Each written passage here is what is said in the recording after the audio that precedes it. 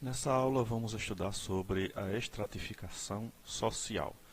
Nessa primeira imagem nós podemos observar uma ilustração que revela quem está na base de uma sociedade.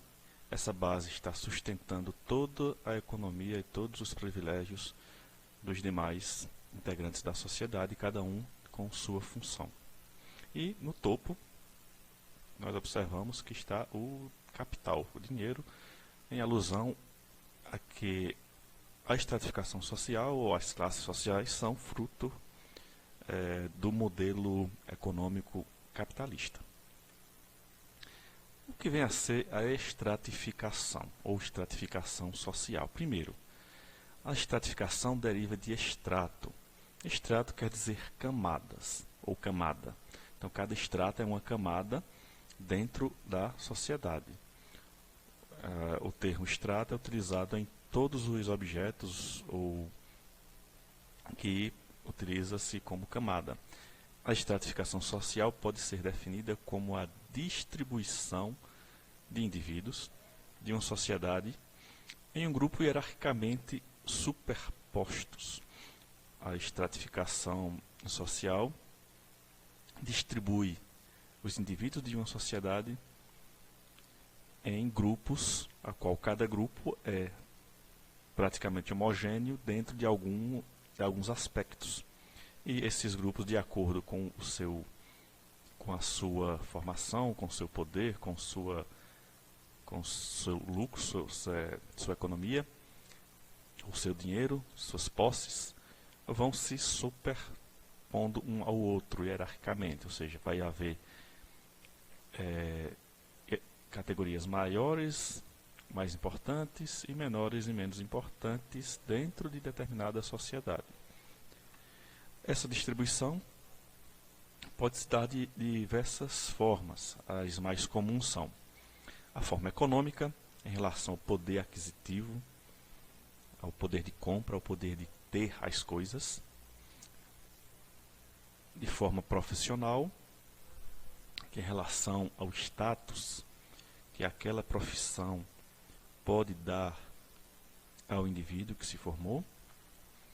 Política, em relação à posição e poder dentro da sociedade, em relação ao poder de decisão, tomar decisões na sociedade. As classes sociais ou a estratificação social geralmente é moldada ou mostrada através de um símbolo chamado pirâmide social. Então, essa pirâmide social é dividida de acordo com as suas diversas camadas ou estratos, onde há a hierarquia, em que cada estrato desse é chamado estrato social, ou cada parte da pirâmide é chamado de estrato social, onde os estratos inferiores são considerados mais baixos e os estratos superiores são estratos mais elevados. Então, quanto mais se aproxima do topo da pirâmide, estaremos em uma camada, uma classe, um estrato mais elevado da sociedade. Quanto mais se aproximarmos da base da pirâmide, estaremos em um estrato, camada mais baixa da sociedade, de acordo com o aspecto em questão. Os tipos de estratificação social. Como vimos, nós temos a estratificação econômica, a estratificação profissional e a estratificação política. Na estratificação econômica, ela é definida pela posse de bens materiais. Então, para ter os bens, para ter posse daqueles bens, precisamos ter condição de adquiri-lo, de comprá-lo, de possuí-lo. Então, quanto mais poder econômico, quanto mais rico for o indivíduo, ele tem condições de ter mais bens ou bens melhores, fazendo com que haja pessoas ricas, pessoas pobres e pessoas em situação intermediária. Então, é muito comum você identificar a estratificação econômica justamente pelo tipo de bem que a pessoa tem. Que tipo de carro aquela pessoa utiliza? Ele poderia comprar qualquer carro, mas o rico vai ter um carro sempre melhor, sempre mais caro do que em situação intermediária. Os pobres nem carro poderia ter, ou se tem um carro muito velho, muito usado. O tipo de roupa que ele utiliza, o tipo de locais que a pessoa frequenta, também indica a condição econômica do indivíduo. A estratificação política se refere ao mando na sociedade, entre grupos que têm poder e grupos que não têm poder. Então, aquele grupo que tem poder, o poder político é o poder de mando, o poder que estabelece o resto da sociedade deve fazer ou influencia o restante da sociedade. E aquele grupo que não tem poder, aquele grupo que é dominado politicamente por aquele que é chamado grupo dominante politicamente. E a estratificação profissional, que é baseada nos diferentes graus de importância atribuída a cada profissão pela sociedade. É a sociedade que vai definir a importância de cada profissão. Então depende muito da sociedade que você estiver inserido nela. Então tem sociedades que dão importância a uma determinada profissão e outras sociedades que dão importância a outras profissões. Então depende da sociedade que se está inserida nela. Então vamos ver aqui a estratificação econômica.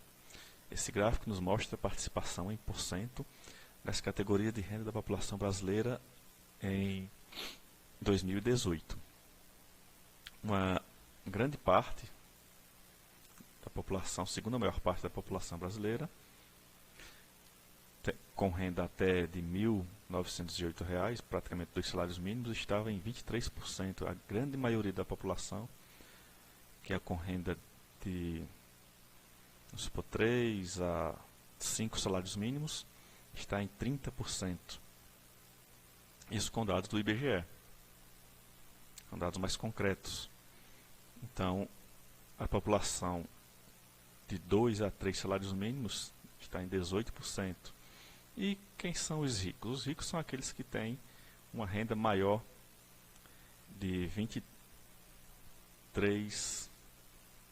23.850, ou seja, 24 salários mínimos, que é a menor parte, é 2,7%. Então, quem ganha mais, quem recebe mais no Brasil é a menor parte da sociedade, da população. Então, nós vamos observar aí que a classe média está aí em 13,9%. Esse pessoal aqui é renda média baixa.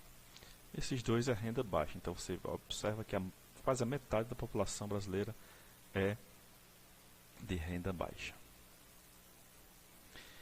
Quem tem dinheiro tem mais conforto e melhores condições de vida. Então essa é uma afirmação que nos mostra que a pessoa que tem mais dinheiro, que tem poder aquisitivo maior, pode usufruir de melhores condições, de melhor conforto, como essa imagem que nos mostra um restaurante chique, onde quem frequenta tem que pagar caro, não somente pela comida, porque a comida aqui é o mínimo que se paga. Que se paga aqui pelo conforto, pelo local de ser servido. Em contraste com a situação miserável de alguns países da África, como nos mostra aqui, onde elas não têm opção de onde comer, na verdade não tem opção nem de o que comer. Então, elas fazem sua alimentação a qualquer lugar, o que ganha ou o que consegue adquirir. A pobreza não é exclusividade apenas dos negros. Essa imagem aqui na África subsaariana, e sendo assim, a população, mais 90%, próximo a 100%, é de negros. Então, claro que lá a pobreza tem que ser de negros. Essa condição de extrema pobreza na África é justamente devido a muitos fatores. Um deles foi o neocolonialismo, imposto pelas potências europeias, que veio para explorar os países africanos e não para libertá-los. O outro é que mesmo depois da descolonização, esses países africanos ainda continuaram com guerras civis pelo poder político, pelo poder dentro do seu próprio território, né, de tribos rivais. Então isso aí acarretou em uma insustentável condição para a maioria da população que vive em extrema pobreza. Então, como eu tinha falado, não é exclusividade dos negros. No Brasil nós temos, por exemplo, no Nordeste, uma grande parte do pessoal que mora no sertão em condições precárias também são de brancos. Muitas vezes são confundidos com negros porque, como ele trabalha muito na roça, a pele fica escura. Então são ditos como negros, mas não são. Veja aqui que a criancinha que está com verme é criança branca. Essa outra imagem, também a mesma situação. As crianças com a pele escura, porém, são de origem branca. Então, a pobreza não é exclusiva de negros. Então, a gente tem que desestigmatizar essa ideia de que só quem é pobre é negro. A estratificação profissional, teoricamente, algumas profissões estão mais acessíveis a um tipo de classe social. Então, muitas vezes, dependendo do quanto a pessoa tem, do seu poder econômico, essas profissões estão mais acessíveis. Mas nos últimos anos, as universidades abriram para o pessoal de classe mais baixa, com cotas e tal. Porém, nas principais universidades públicas, ainda é dominada pelas classes altas. Justamente porque quem tem poder aquisitivo pode pagar por uma educação melhor, uma educação básica melhor. Não só em escolas melhores, mas cursos preparatórios e etc. Então o governo, ao invés de esquecer essa desigualdade profissional em um momento e investir na educação básica de forma a igualar as condições para o acesso às universidades, o acesso continua restrito às classes privilegiadas, justamente porque quem tem mais dinheiro consegue uma educação melhor. Mesmo colocando cotas, isso não resolve o problema. O problema só seria resolvido quando a educação básica é pública, tiver a mesma qualidade de qualquer outra educação privada no país. Aí sim é que pode-se dizer que estamos em pé de igualdade e de condições de concorrer por essas profissões. Mas de qualquer forma, uma profissão de médico, por exemplo, é pouco acessível a classes menos privilegiadas. Já a condição de pedreiro, que não precisa de estudo, apenas de prática, está aí para as pessoas que queiram trabalhar. Também tem esse porém, muitas vezes a pessoa não tem nada e também não procura ter nada, não procura saber nada. Eu não tenho condição de estudar, não tenho condição de pagar por um estudo, mas eu posso muito bem aprender uma profissão na prática, com amigos, com familiares. Então, a profissão de pedreiro é uma profissão essencial na nossa sociedade e muitas vezes é desvalorizada aqui, ou muitas vezes o próprio profissional não dá valor à sua profissão. Ou o agricultor, que é justamente aquele pessoal da roça, de origem da roça, mais simples, que uma pessoa que tem instrução para fazer medicina não quer trabalhar. Em nossa sociedade, damos mais valor a uma profissão do que outras. Então, é muito comum isso, tanto em nossa sociedade brasileira como em outras. Porém, isso é relativo, isso varia muito de país para país, de sociedade para sociedade. Por exemplo, a profissão de advogado tem mais prestígio, mais valor do que a profissão de médico nos Estados Unidos. O médico nos Estados Unidos é uma profissão que não lhe dá status. Não lhe dá, ele é médico, então ele é o cara. Não, não é. O advogado tem mais prestígio do que o médico nos Estados Unidos. O médico é como um profissional que está fazendo a obrigação dele. Então, a gente vê muito isso nos seriados que tem medicina envolvida.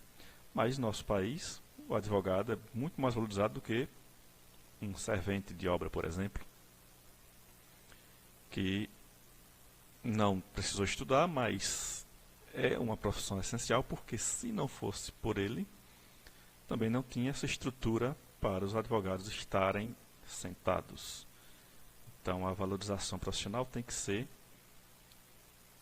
de acordo com a essência da profissão.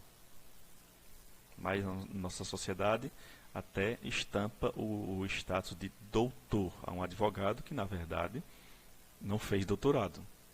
Para ser doutor tem que fazer curso de mestrado, curso de doutorado, e advogado simplesmente fez um curso de bacharelado. Ele é bacharel em direito. Mas o povo, alguns ignorantes até alguns advogados ignorantes, já se forma, hoje e amanhã já coloca a placa doutor fulano, como se fosse o mais inteligente do mundo. A estratificação política corresponde à capacidade de tomar decisões que possam influenciar a sociedade. Então, quem tem essa capacidade, quem tem esse poder de tomar decisões que vão influenciar direto ou indiretamente a sociedade, tem o poder político, e ele também é dividido em estratificações, como por exemplo, nós temos o presidente da República, que é o chefe de Estado, o chefe de governo, que foi eleito para administrar o país, e algumas decisões, seja ela econômica, seja ela social, seja ela no âmbito educacional ou de saúde, vai afetar diretamente a sociedade. Mas também temos os poderes mais próximos a gente, como no caso do governador. O governador do estado toma decisões as quais influenciam a nossa vida diretamente. Como, por exemplo, se volta ou se não volta às atividades escolares presenciais na escola. Isso é de cunho do governo do estado. Mas esses poderes, ou esses estratos políticos, às vezes ficam travados justamente por conta de um outro poder, que é o poder judiciário. Então, a estratificação na figura do Supremo Tribunal Federal, que é justamente o que mais está afetando a nossa sociedade hoje, justamente foi a decisão do do Supremo Tribunal Federal que todas as decisões em relação à pandemia seria obrigação dos estados e municípios, de que a nação não podia interferir. Então, de certa forma, os recursos que são enviados pela gestão presidencial, enviados ao Estado, e o Estado é que tem a decisão de direcionar esse recurso. Então, se houve um aumento ou se houve um declínio das mortes pela pandemia, então os culpados são esses aqui, principalmente o pessoal do Supremo Tribunal Federal, que foi eles que determinaram quem vai cuidar de nossa sociedade. Além disso, nós temos o Congresso Nacional, que é responsável, ou seria responsável por criar as leis que regem nossa nação e que impedem ou que nos ajuda de alguma forma na nossa vida. O poder político, para alguns pensadores, alguns filósofos, como Mao Tse-tung, líder chinês da Revolução Chinesa, revolução essa que exterminou quase 100 milhões de pessoas em nome de uma ideologia, a ideologia comunista.